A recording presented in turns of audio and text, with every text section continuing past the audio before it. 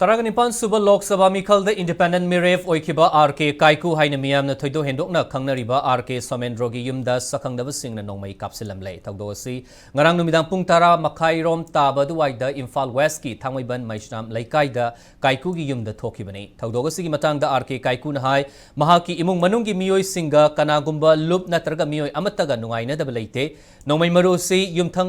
Yumthaktagi Tarakpa Manbana Kanagumba Mioi Singna license Dongmaina blank fire Toramba Toklabasu Asok Apan Nangadaba Amadi Miyamna Mipaiba Pokadaba Tabak Asi Matungda Amukhanna Taubigano Hairi. Nakalaramda Tagdog Asi Tokraba Matung Imphal Police Station gi team ama laktuna Tagdog Tokfamda Yengsilaba Matung case ama Lakhale Hairi. Atamna Kaporum de Via, Hoitakiso, Hoinkisul Late, Yigna was late, Kamga,